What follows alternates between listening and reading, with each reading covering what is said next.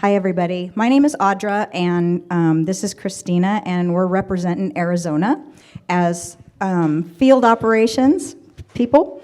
I'm a director of animal care and control in Pinal County. I was an officer for 4 years, and Christina is about an hour away, and go ahead and tell them about yourself. I'm Christina. I originally came from Austin, where I was an officer for 5 years, was also a field training officer. I moved to Pima County 2 years ago under Kristen Hassan. I started there as a supervisor and was in that position for about 6 months and moved into the manager position, where I've been a year and a half. Awesome. So before we start this, I just wanted to ask, who in this room is an actual animal control officer or action protection officer? Awesome. Can I ask how many of you are under the police department? Oh, not that many. Okay. Interesting. Health department? Gotcha. Okay. What are you guys under? Ourself? Yeah, we same. used to be health department. Yeah, we did too. We're under ourselves too. So just curious what kind of audience we have here. So Something that always gets me is the use of animal protection versus animal control versus dog catcher. I have, from day one, always said, don't call me a dog catcher because I've got 2 legs, they've got 4, and I'm not catching most of them. I still don't really like animal control because, what we do, we're animal protection officers. So for me, that's just a huge shift culturally. And it starts with, your manager, it starts with your leadership and trickles down to your officers, which, we all know animal control, we use a lot of punitive measures. I have worked really hard with my officers to make sure that we are using a lot less punitive measures, coming off a lot more approachable, which was, for instance, we changed our uniforms, and that started with management ahead of me, but really drilled home once I got in because I couldn't stand that ugly brown uniform, honestly. we also just recently changed to animal protection officers, and we changed our patch, which that is our patch right there. One of our officers actually designed it, and that's Pima County's. And the officers weren't exactly that excited about it. They wanted to be animal control officers. They're like, APOs, what's APO, And I had tried to include them in the conversation and say, hey, what do you guys think about, a humane officer, or, let's get animal control out of it. And they were not very respondent to that thing. So one day I just said, I'm just going to pull the director card and we're going APO, whether you like it or not. So now we're animal protection officers, and really it hasn't changed anything. It's still the same. They're still doing the same thing out there. So it might be something you guys might want to try to look at, just because it does seem like you're more approachable when you're an animal protection officer rather than an animal control officer or a dog catcher. And unfortunately, that bad word is never going to be gone. It's always going to be there. My county manager is brand new, and he calls us dog catchers, and it drives me nuts. But I'm too scared to say anything, so because he's my boss. That name doesn't, I think I was out in the field, and again, we're Pima Animal Protection Services. It's more than just, you need more buy-in from than just your officers, because we deal with law enforcement, and, the culture is very different in law enforcement than what we want to be seen as. Right. So on this particular slide, I just want everybody to understand that we know there are functions that you are supposed to do in animal protection, animal control, however you want to say it. We understand rabies control, you want to you need to go out there, you have to pick up dogs, that are roaming, feral animals. I don't know, some might deal with cats, we do. Just stuff like that. And we're not trying to say don't do your job. We're just asking that you look at your job from a different standpoint instead of the old school way of thinking, which is let's just cite everybody and wash your hands of it and that's it. We would like you to actually try to figure out a solution to the problem. Because basically, what do we want? We want compliance, right? That's it. We just want compliance. How are you going to get there? What is the path to get there? That's what ultimately we want to do. So these are just some examples that we put in there. I mean, everybody does bike quarantines, right? Yes? Okay. Do you guys do home quarantines if they have a rabies vaccination? Do you do home quarantines if they don't have a rabies vaccination? Can you raise your hand if they don't have one, do you still do them? Yeah. It's like, why not? Just do a home quarantine. Why do you have to bring an animal to the facility and quarantine it in a facility where it might get sick, kennel cough, ticks? You never know. I mean, why? Just because it didn't have a rabies vaccination. So it's just kind of, we used to have to as well, but we don't anymore. You still want your animals licensed, but work with them. Help them get their dogs licensed. Return animals to their owners. Provide free microchips out in the field. You know, why not? Start out there. It's better to be able to take the animal home than take it to the shelter. And for our shelter, we're like freaking far from all different parts of Pimas or Pinal. So, I mean, I worked in the north, and it would take me an hour to get to the shelter. I really don't want to drop off a dog if I don't have to. That's something I never understood either. The amount of time, and I'm not lazy, but the amount of time that it takes to take the picture, to impound the animal, odds are you're probably a few blocks from that dog's house. Why are you impounding that dog? It makes no sense to me. And then also, you know, you have like vaccines. They can't afford them sometimes, you know? So maybe help them, give them like a place to go to get vaccines, help them out. We still unfortunately have to deal with barking calls, which I don't know if any of you do, but those are my favorite. Not.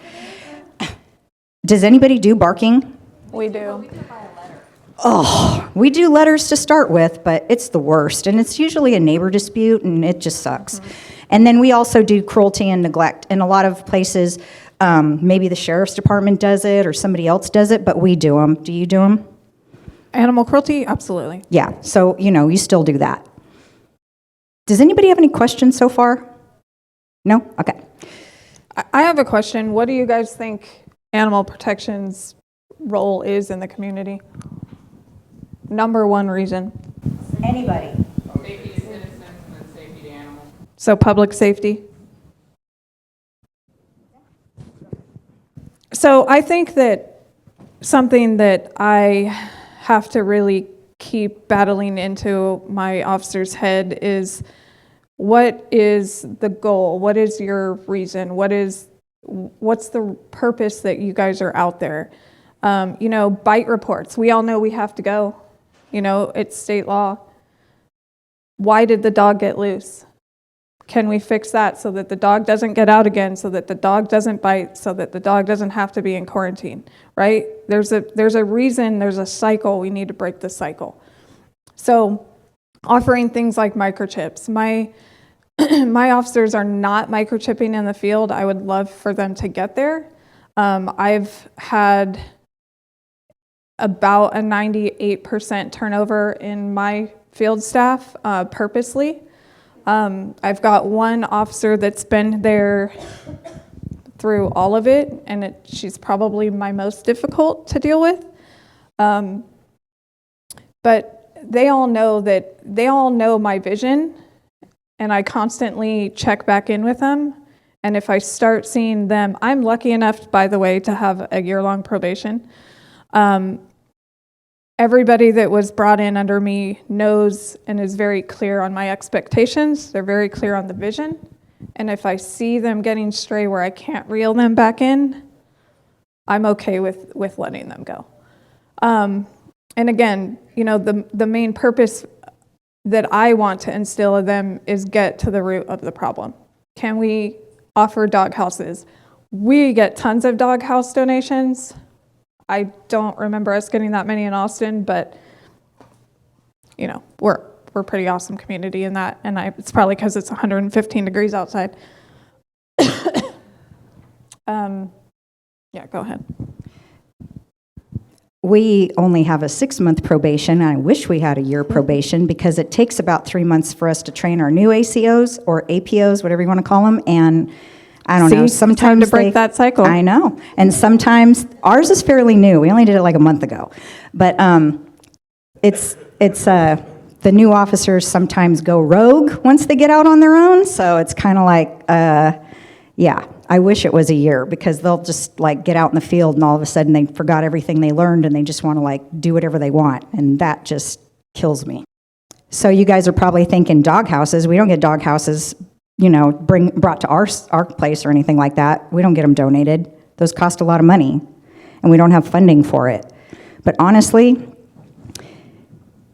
a microchip is $4.95 to buy through Datamars. It's $5. I mean, so I just had an instance where I was out of town and we were having a microchipping event and we did 200 microchips.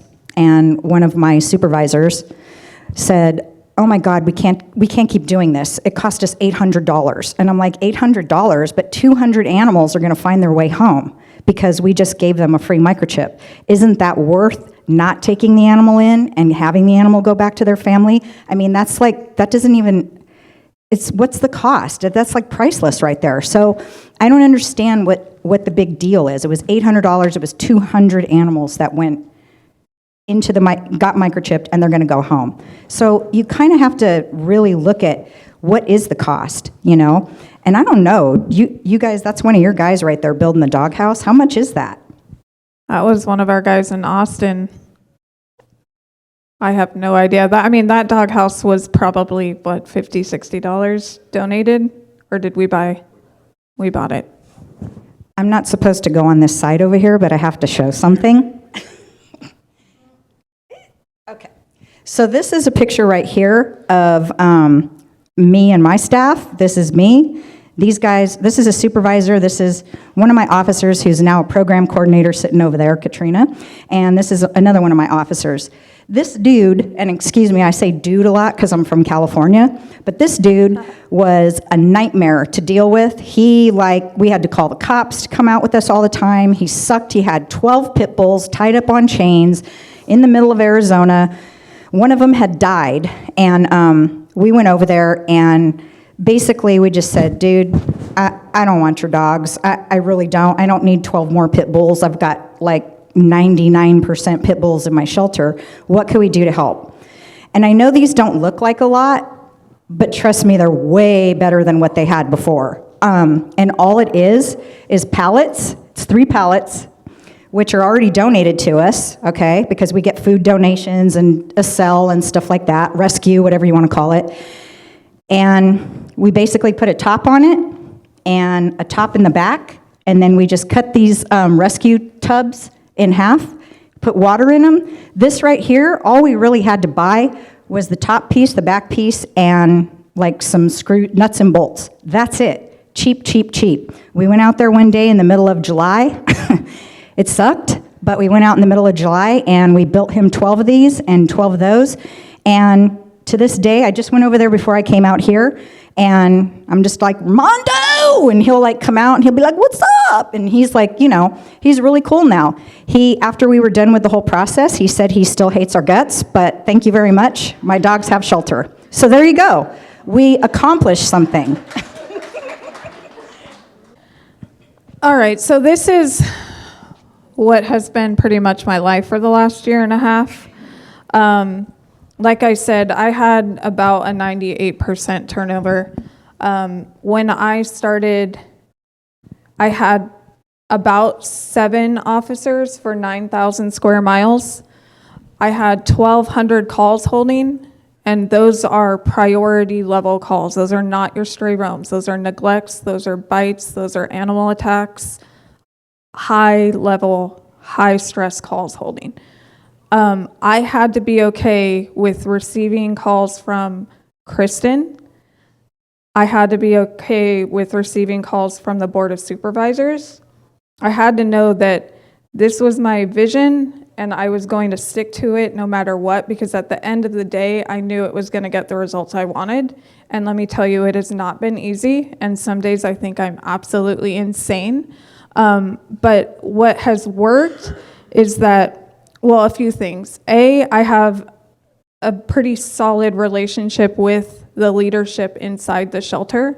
So if I didn't have that connection with the internal operations manager, we wouldn't be on the same page. We are constantly communicating. She knows every time I have a hoarding case coming in, I on average have about 15 hoarding cases holding. We've brought in about 300 animals so far this year, and that's, less than 3 months. Without that key communication on the leadership level, it would all crumble. So I started there and then just built the team that I wanted. I had less, I didn't really want to go with the law enforcement background. And I do have a couple of them because I don't know what's up with Arizona, but there's a ton of Department of Corrections. I don't Exactly. Same with us. So I think that that's okay, but I have to see more. The last officer I hired came from the Sheriff's Department with a ton of outreach program background. That's what I want. I want the social workers. I want the customer service, because the other stuff, I can teach that. Your field training officer, that's got to be solid. Within the first 6 months, I really worked on a field training manual because I wanted to control the narrative, honestly.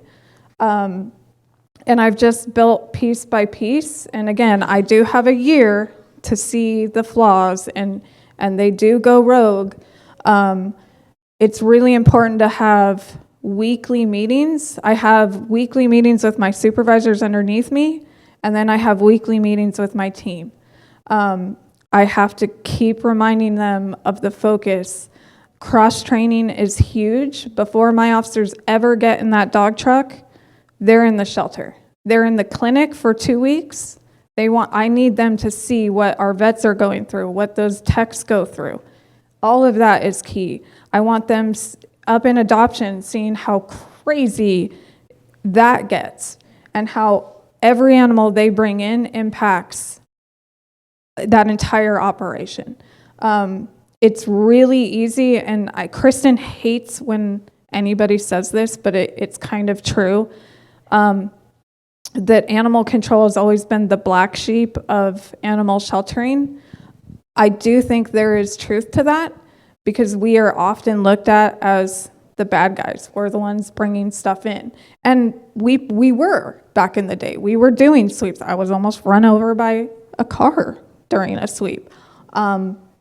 It isn't false, but we do have to change that, and that's not what my officers are doing now. I said this yesterday, but I have a Department of Corrections officer that seems to be kind of struggling to grasp onto where I would like him to be. He's creating park patrols. I don't want park patrols. I have 50 bike calls open. Focus your efforts on priority level calls. I don't know. He saw a couple dogs through the park. He felt he needed to follow the person home and give them tickets, and then yada, yada, yada. So as much as I don't like micromanaging, when I saw the citations, I avoid the citations. And I talked to him about why I avoided those citations. I also had a very honest conversation with him about what I expect from him and what I expect from everybody else. And if it's not what he wants, it's okay that he leaves. And if that's the route that he wants to go, how can I help him? Yeah, I don't know if any of you were yesterday in the panel that Christina and I were on, but when I first started, it was very different. And we had to cite for licensing. We had to do bike quarantines at the shelter. I mean, everything was have to. There was no ifs, ands, or buts about it. And honestly, if you didn't say that you issued a cite in your dispos over the radio, then you'd be getting a phone call from the supervisor going, why didn't you cite for licensing? So, I mean, it was pretty bad. But as things have changed, it's gotten better. I want to ask you guys, how many of you have to euthanize animals yourself? How many of you like it? Don't like it. I hate it. I don't like doing it. So back in the day, I was euthanizing 3 times a week. We all had shifts that we knew that if we were on call that week, it was our shift to euthanize. So it was Monday, Wednesday, Friday. From like 7 in the morning to 9 o'clock in the morning, we had to euthanize. And it was pages and pages and pages of animals. It sucked. I hated it. And heaven forbid you act like you're not liking it, or, you feel something, because then it would not bode well with the supervisors. So it was different back then. The animal control officers now, they haven't euthanized anything in I don't even remember the last time. Ours don't even vaccinate currently. Yeah, I mean, they're like, yay, I don't have to euthanize anymore. That's like a huge weight off your shoulders when you know you don't have to go in and kill a bunch of animals. It's such a huge weight off your shoulders. And I mean, wouldn't you rather be able to go to work and feel good that you don't have to kill animals? I mean, it was getting to the point when I was in the field that I didn't even want to pick up a stray dog because I was scared to death that either I was going to be the one euthanizing it, or is this dog going to, am I killing this dog by bringing it into the shelter because it was roaming free?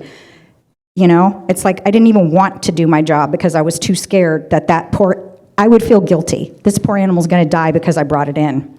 But now it's not like that at all. And it's a huge weight lifted off of everybody's shoulders. And it just makes everybody a little bit more happy, in the field. I think, too, something that I have had to remind myself is that all of these officers want to be better. They want to do good. I think that for me, it's been really challenging because I'm 2 people. I'm that manager that will sit on top of my desk to have a conversation with you, but I'm also that manager that kicked an officer out of a meeting or a presentation on Wednesday for being disrespectful. I think it's the battle that we all face in the field, which is you see this cruelty, you see this neglect, these laws that you can't turn your head away from, but you want to help, and that's a hard line to figure out. And I don't know that I don't think I have the answer because I battle it constantly, but is that something y'all feel constantly, that internal battle? Yeah, I feel it too sometimes. It's hard because it's hard to not judge. It's so hard to not judge. It's like somebody comes in and they're surrendering an animal and it's got super long nails and it's super skinny, emaciated, and it looks like shit, excuse my language, and you're just like, are we going to do something? Are we going to cite this person? I mean, look at this animal. And as much as I want to, and it drives me insane to see the animal like that, what good is it going to do? He's surrendering it to us. Let's get the animal better and hopefully find it a home that it's going to be loved in. Is that so bad? I mean, it isn't to me. I mean, I don't know how some people feel, but I don't really see the point. I mean, what's going to happen? You're going to cite him for cruelty, and then what? He goes to a hearing office. He might be found in violation. He might get a $100 fine that he can't afford to pay, and then what? It's over. And what happens to the pet? We still have it. So I don't understand the point, I also wish that I would have sent you a picture of this dog, King, that we have at PAC right now. This dog's got valley fever, which if any of you saw Kristen's presentation, it makes them look emaciated, it makes them look starved. They've often got lesions on the bones, they can't walk. It's a horrible thing. I jokingly say I have it myself because I've had a cough for months, but it's allergies. So anyway, King, he looks horrible. When he was brought in, the officers wanted to throw citations, and I think the vets too. I mean, he looks horrible. They wanted to throw citations at this guy. Luckily, we didn't. He's been with us for many, many months, and he put on, I think, 6 pounds probably at the most. He made his way back out to the kennel so that he could be walked and had tons of attention by volunteers, where he then lost weight. So he lost weight in our care. So remember that the dog and the people you wanted to cite, are you going to do that to yourself? Because you guys just put that dog back in that place, right? Don't be so quick to judge. Step back, look at the entire picture, and then do what you can. And just to bounce off of that too, I'm not saying that I might not have sent an officer out to his house to see if he has any other dogs that might not look the best or something, just to check up on him and make sure that no other animals are maybe looking that way. And you can do that, just say, hey, I'm sorry, I just got a call that, an anonymous call. Well, we don't do anonymous for barking, but we just got a little bit of a complaint about dogs barking or something. Do you have dogs on this property? I don't know if it was yours or not. They couldn't tell us the right house. There's always ways to work around it and make sure that any of the animals that they have on their property may not look like the one that he just turned in, just for peace of mind. And then we are public servants, and that is our main job, is to serve the public, whether we like it or not. How are you going to do that? Do you want to make things better for your county, your city, your state? Do you want them to see the APO truck pull up and they're like, oh God, here comes the dog catcher. They're going to hide the animals. They want our animals, put them away. People and that was probably true. Yeah, exactly. They hate your guts, And we used to look exactly like the sheriff's department, but we just changed our uniforms too, and now we don't look like them anymore. So, I don't know, were they going to take a shot at us because they thought we were a sheriff's deputy? Ugh. So, it's just, do you want to get up in the morning? We already, as APOs, sorry, as we get up in the morning, we already know our day's going to be different every day. What are you going to deal with today? Are you going to deal with hoarding? Are you going to deal with animal cruelty? Are you going to see stuff that you're going to have nightmares about for the next few days? Are you going to have a good day? Maybe. Are you going to have 15 barking complaints? In Arizona, we have something called snowbirds. They're a huge pain in the butt, let me tell you. They live in Arizona we love for them 6 if they're months. in this room. They live in Arizona for like 6 months out of the year, and they think that they should be treated like royalty. And as much as anyway, yeah. So they complain about barking all the time, and it drives me insane. But so that's it's like, what are you going to deal with? But don't you want to start your day happy and feel good? When you get that one person that's like, thank you so much for helping me, isn't that thank you something that means more than having that person say, get the F off my property, you suck? I think it's better, don't you? Yeah, it's the goal for my day. It's easy to judge, and like this thing says, it's more difficult to understand. Understanding requires compassion, patience, and willingness to believe that good hearts sometimes choose poor methods. Through judging, we separate. Through understanding, we grow. And yeah, exactly. You don't know. And I think it was Kristen that had a picture up of the puppies with the guy, and she's like, I thought he was surrendering them. He wasn't. He was coming to bring them to get vaccinated. And that's what we do. We jump to conclusions just because of the way somebody may look or the way that somebody may live. And really, who are we to judge? And how many of you guys get those complaints when they go, my neighbor doesn't walk their dog. I want you to go over there and cite them for neglect. Sorry, can't do that. Well, why not? They should own an animal. Who are you to judge? I'm sorry, not all animal owners walk their dogs. I'm sorry, I can't make them walk their dog. So it just depends on the person, and you have to educate everybody, the stupid ones and the smart ones, you just do. So I think, the bottom line change is happening. I tell my officers that all the time, get on board or get out. And it's really that easy for me. It's probably my officer attitude, which we all have, let's be honest. That's what I think my officers' biggest challenges are, because they go into the field every day and they see the hurt and they see the neglect and they deal with, currently we get 30 emergencies a day. That's pretty much all they're responding to. It's really hard to find that light and stay positive, but that's your job that's my job as a leader. That's my job to continue, putting that fire under them and helping them, really just see the vision. And oftentimes they really get sucked in, and I've had to pull them out of the field and say, go sit with a dog, like literally go sit and walk a dog. That's opposite, go sit or walk a dog. It's challenging, but this, ask yourself, why did I become an officer? I still ask myself that because it is not easy. No, I'm just wondering, from a show of hands out there, how many of you have started to go a little less punitive and a little more community engaged? Oh, that's really good. How many of you would like to, but for some reason there's a barrier stopping you from doing it? Yeah, that sucks. Are you under the police department? Yeah, there you go. How many of you are police officers? Nobody? Oh, thank God. Probably should have asked that in the beginning. I know, exactly.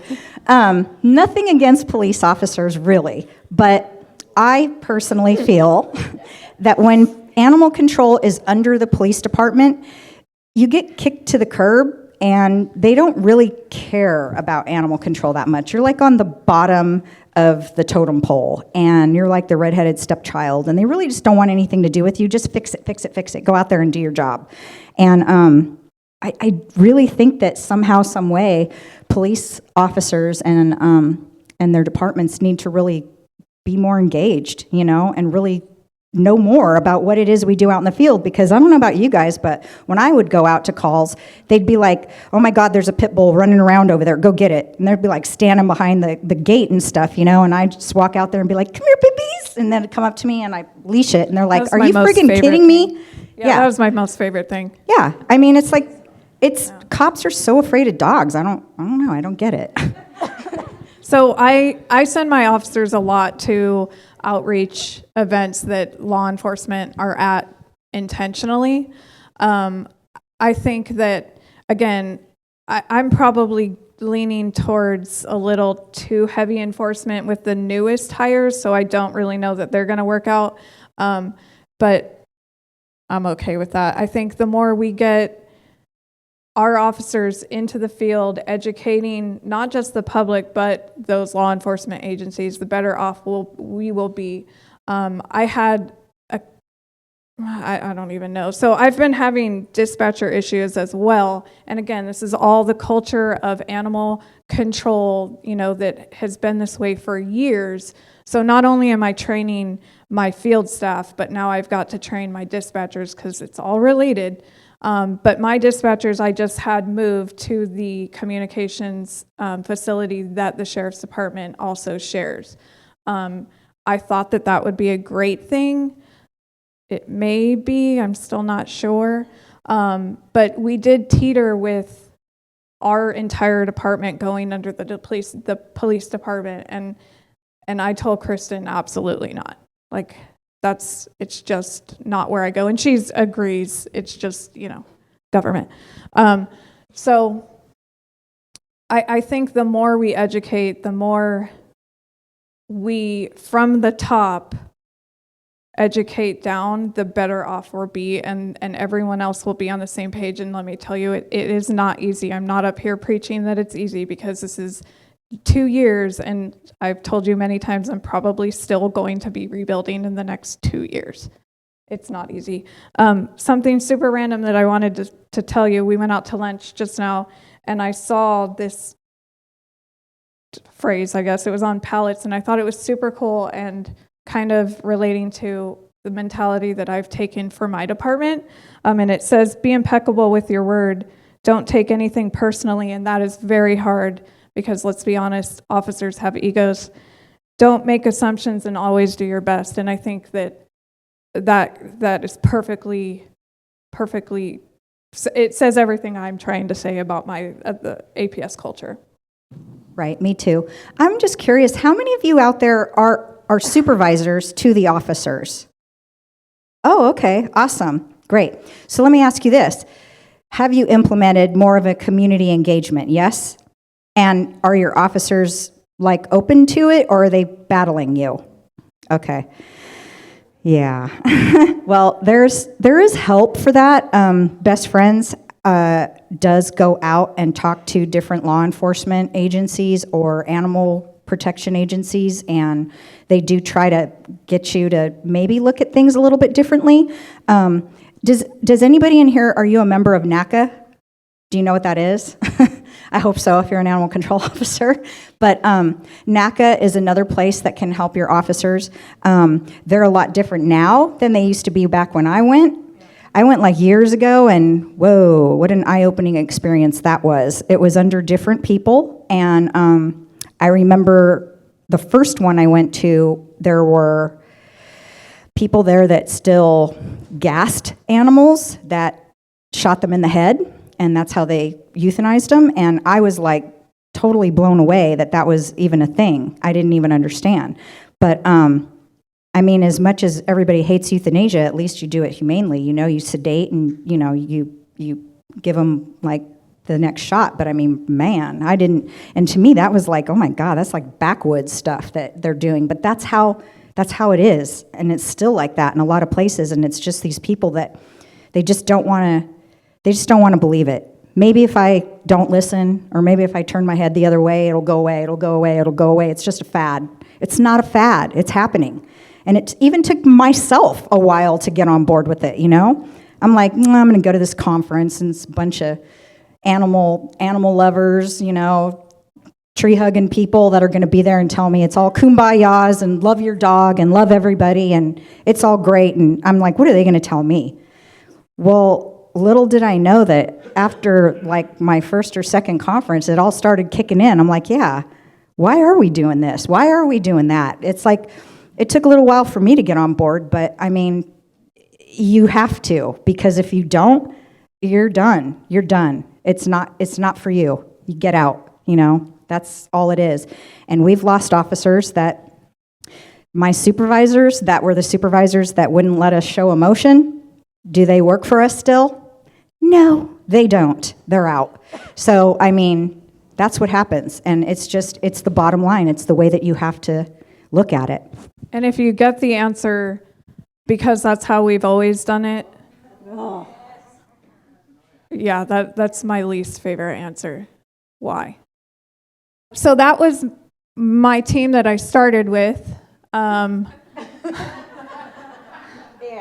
now got 21 officers. And again, we started off with 1,200 open calls. We're now in the 200s. It still gives me a bit of anxiety, but I'm so proud of this team. And I can tell you that nothing I'm doing, I could do if I wasn't that proud of them. I'm constantly giving them praise. Hopefully you're seeing them all over Pima County, or Pima Animal Care Center's Facebook page. That's huge for our team. If you don't have a social media person, get one. Yeah, they're important. They show all the cool things that our officers are doing and not, what everybody thinks we're doing.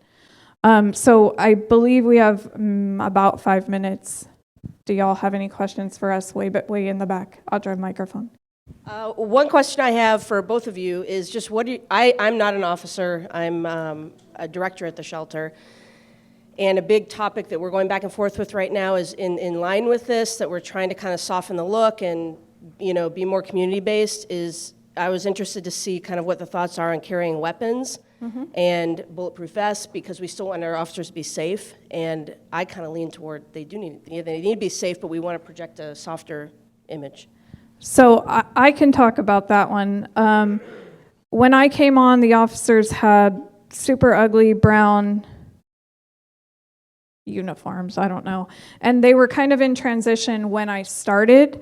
Officers being the officers that were on at the time refused to accept that. I believe they had duty belts. I think, I don't know, a couple years before I was brought on, their bite sticks, their asps were removed from the belts.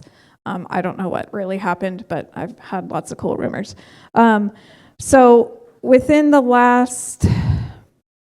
when I came on, I really pushed towards the uniform, and it took an SOP and a read and sign and actual discipline to get them to get on board or get out, to be very honest. And it seems ridiculous over a uniform, but it was a first step. They had nothing other than a flashlight and their radio. Within the last, it's probably been 6 months now, I had an officer attacked pretty bad. A gentleman, I should not call him that, a man let his 3 dogs loose on the officer. She got pretty torn up. She had nothing on her.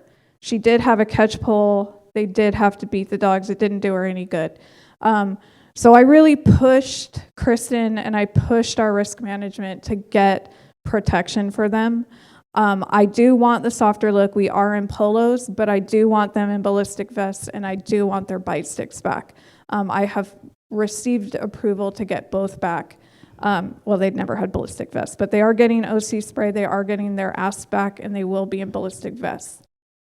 Same. I totally, ours are in polos, and I want them to have a bite stick, and I want them to, have OC if they want it, and they all wear ballistic vests because we animal control officers technically don't really have anything to protect themselves with, and I really do fear for their safety out there because you never know. You've heard the stories about that one guy that walked up to a door and they killed him because they knew that he was going to come to take their dog. That's what started us on the ballistic vests. So we do wear them. I think it's just better as safety precautions because we don't carry guns. So, it's a safety precaution. You got a question? I'd rather them have it and not need it than not, not have it. And right now they've got nothing. Okay, so my question is, for those of you that have had success getting those folks out that won't get on board, what method have you found works for that? Is it just that they don't like it and they're choosing to leave when you say get on board or get out? Or is it that you're having to go all the way down the progressive discipline path to get them there? Yeah, it is government. So for me, there are a couple that were like, between the manager ahead of me and me, they were like, oh no, this is no way. Like I don't know who they thought I was, but they heard I was from Austin, and who knows what they thought. So a couple of them left. Others I had to really, really take a lot of time, and documentation is so key when it comes to discipline. I just had to discipline into termination. And for those those officers that hated me, I have a great crew. I had an officer leave like a note on my office door the other day. Actually, I have it. It said, "Thank you for caring about us as officers and our safety. Your passion for our department means so much." I can tell you not a manager at PAC has had that note, and not in animal protection, that has had that note left on their door in years. Yeah, definitely. And it means a lot. Well, it looks like we're out of time, but if you guys have any questions and you want to come up and ask us a question, I'm sorry if we didn't get to you, but thank you so much for coming. Thank you. And hopefully you take away at least something from this. Thank you.